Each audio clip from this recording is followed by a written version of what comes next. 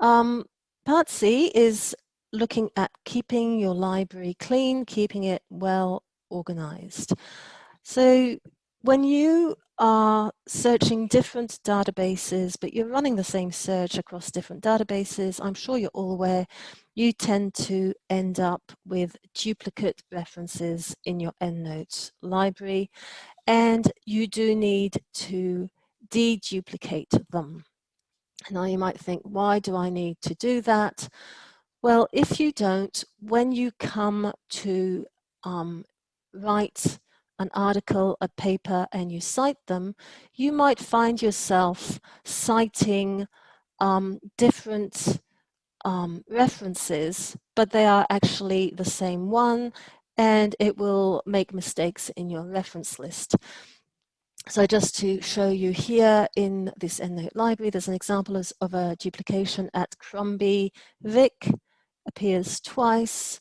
It's the same article, but it's in there twice. And when EndNote cites in Word, it actually refers to this thing, the record number.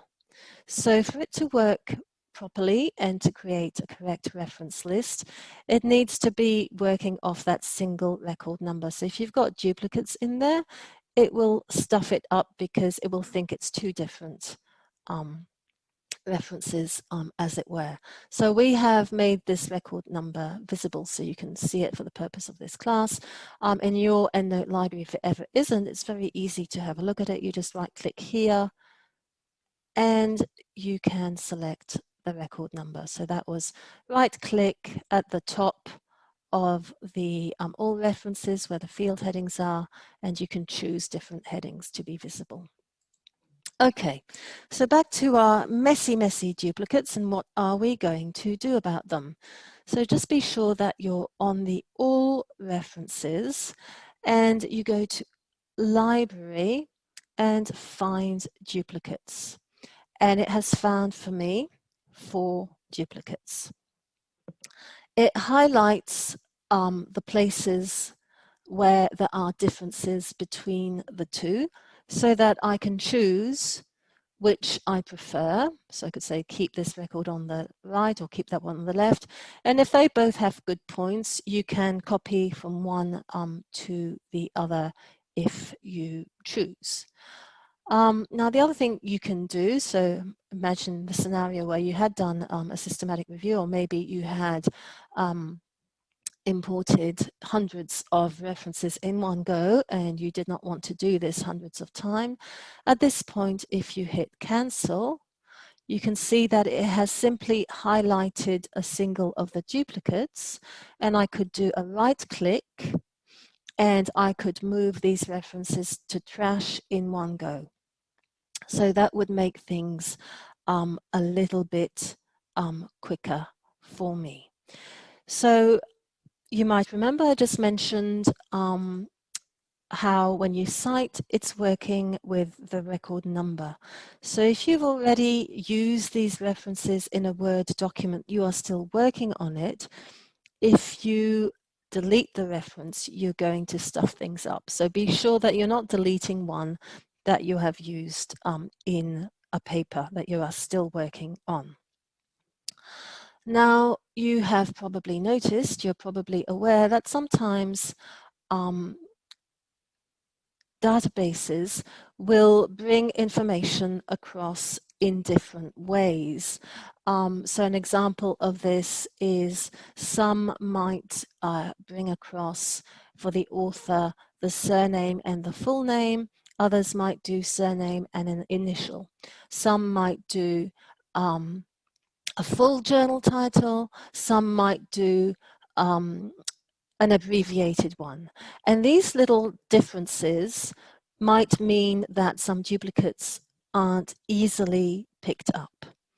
So what you do to counter this is to go to Edit and Preferences and go to Duplicates and turn off, and I advise turning off only one of these matching things at a time so you can kind of focus on it.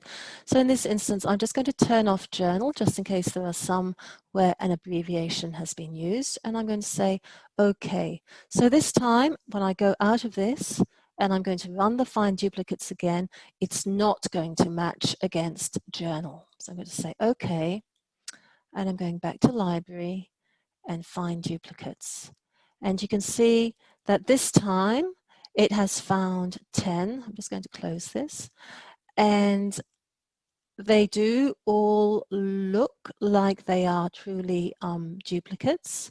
So it's simply differences in the way the journal title was formatted.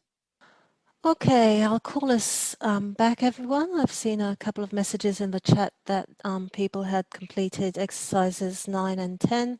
So hopefully just to give you a little bit of hands-on and a sense of what is possible there. So another good thing to know about the duplicates is when you import a new batch of references, if you do a finding duplicates straight after that, the first reference that you added to EndNote will be the one in the left-hand column. So if you had a library where you had started using it in a Word document and citing from it, you would know to be safe to be deleting the right-hand one because you can possibly have used it to cite yet because you had just added it. So that is a good thing to know. So when you are customizing the duplication detection preferences, I just played with the journal title because it can be abbreviated or not, but other common ones are the way the author name's formatted, sometimes the fact that page numbers are given or not, things like that. So you can play with switching those on and off to find as many duplicates automatically using that. Okay, so I think we can move on now to 11, which is looking at journal term lists. So sometimes you might need to be using abbreviated journal titles in a style, in a referencing style, and you'll need some consistency around how that is shown or how the full journal name is formatted.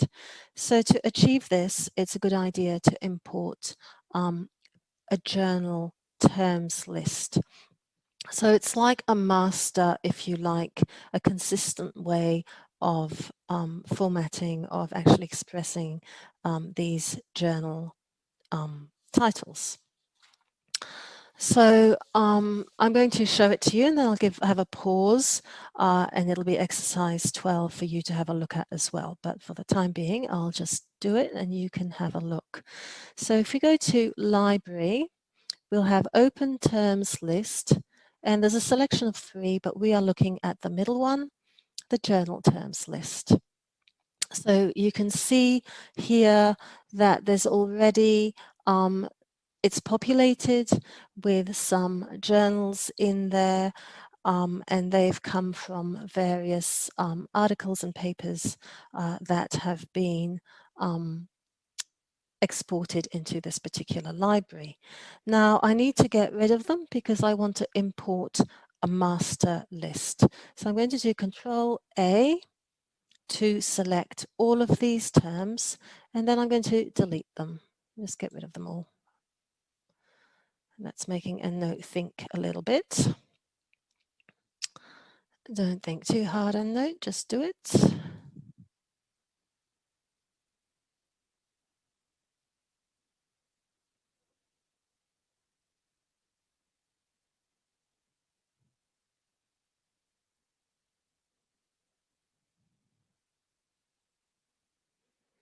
And there we go, I've emptied it.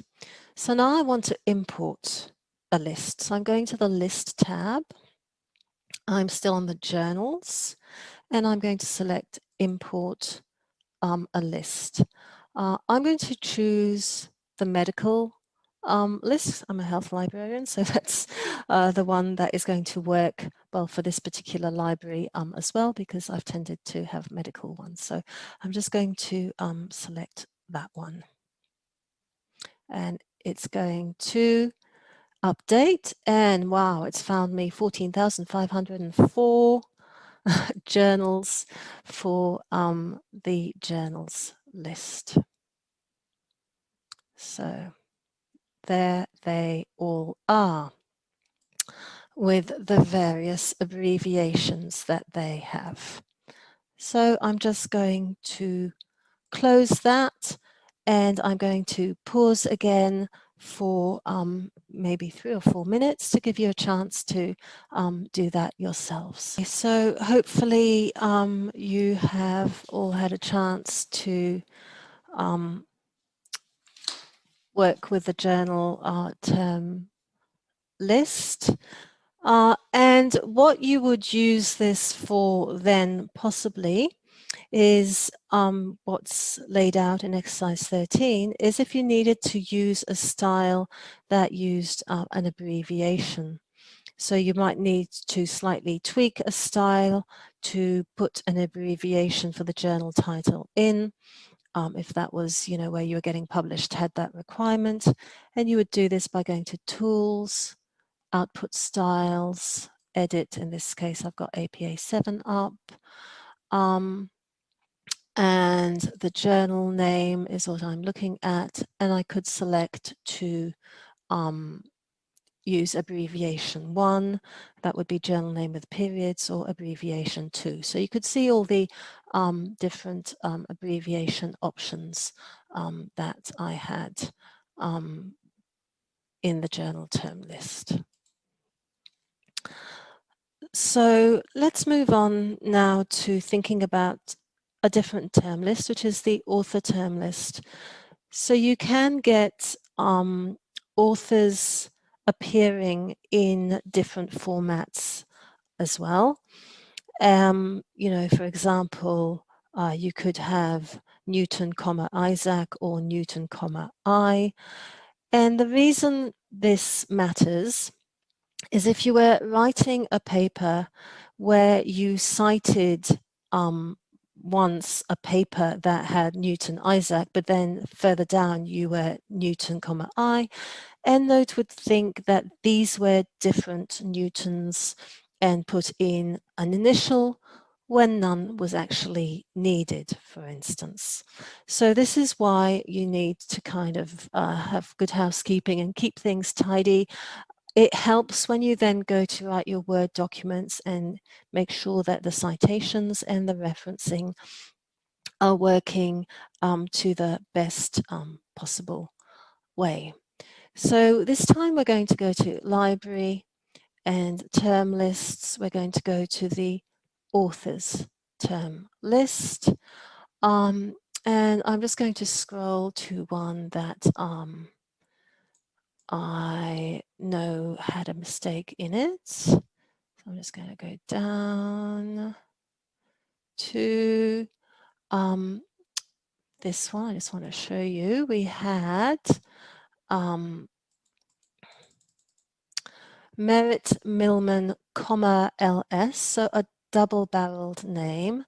However, he is or she is also appearing as Millman, LSM and Millman, LS Merritt.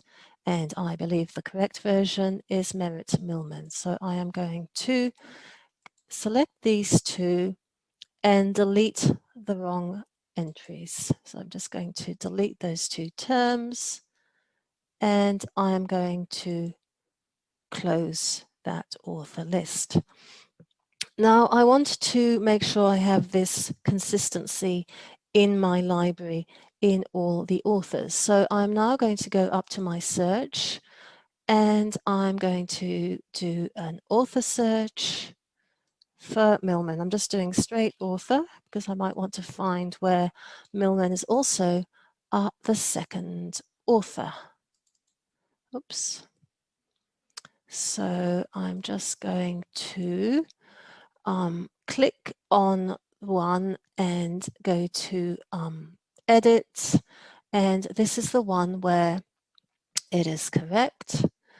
It's the double-barreled, and the second one I click on is the one which is not.